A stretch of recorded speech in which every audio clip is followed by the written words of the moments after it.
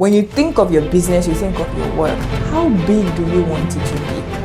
There's a kind of big thinking that is foolish thinking because you think yourself out of your actual vision.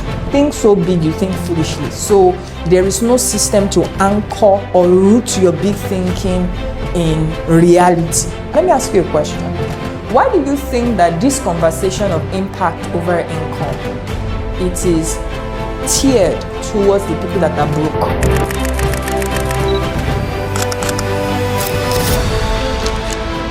Think of your business, you think of your work. How big do you want it to be? Write it. How big do I want my work to be? How big do I want it to be? What does that look like for me? And the thing is, you don't necessarily need to think there is a kind of big thinking that is foolish thinking because you think yourself out of your actual vision. That's why I don't necessarily agree with a lot of philosophies around thinking big.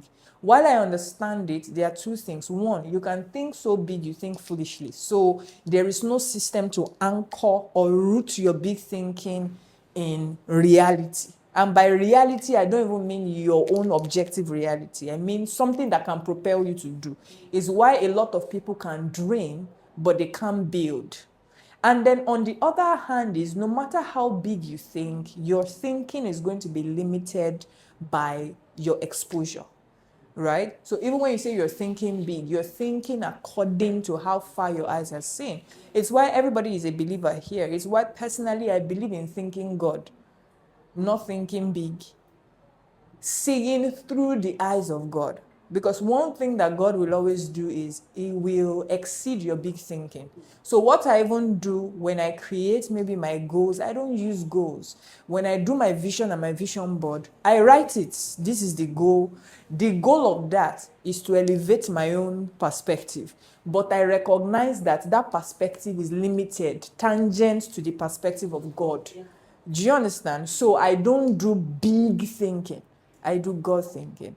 Anyway, now I ask the question, how big do you want your work or your business to be? And I'm asking that question. I want you to hold it in your mind because it's what starts to define your actions now. It's what starts to define your actions now. It defines how you show up in a room.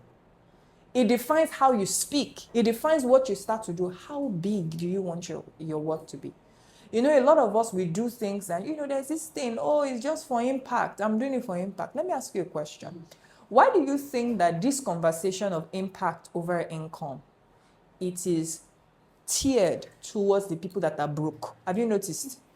No, have you noticed that when we hear impact over income, the conversation is actually for those that don't have. Those that have, they are teaching them to understand their income multiplied. Now, the reason for that is simple. It's the reason why, as a young person, listen, especially if you were born into nothing, you are disadvantaged. It's just the truth. You are disadvantaged. There are certain things that you cannot know that you don't know. There are certain beliefs that looks like God or kingdom. Co-kingdom, rara, it's not kingdom at all. It is just where you are from. So it's the reason why a rich man is not going to think impact over income. Do you know why? Income is a default conversation. So they are not at a loggerheads. Do you understand? The reason why somebody would be having the conversation around, is it impact? No, it's because the income is not there. And the income is not there. And you know what? The impact over income is true. But how it is marketed to you is designed that you never even have the income. Because when you kill that thinking, right, that income thinking, you don't have the ability to even create the value that helps you multiply income.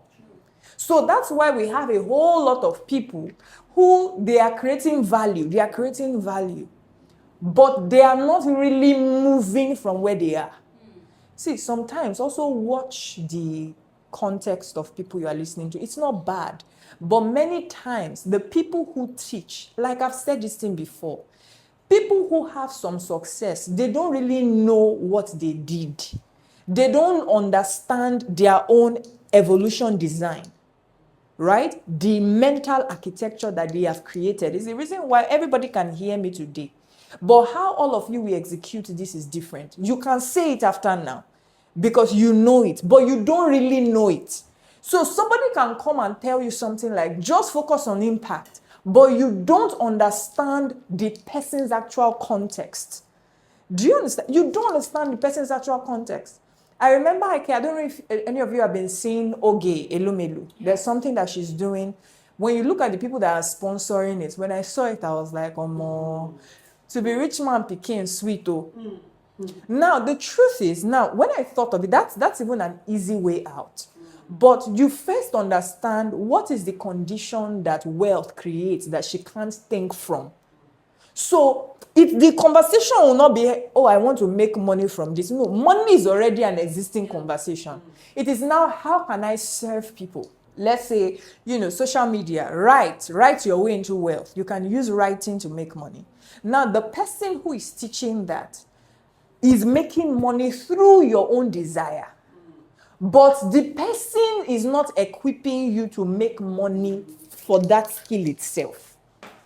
Do you understand? So everybody, the person is growing. And so because the person is proof that what the person knows and what the person is doing works, it's like, let me keep doing it. But you don't realize every other person that is following the person does not have that person's result. Yeah.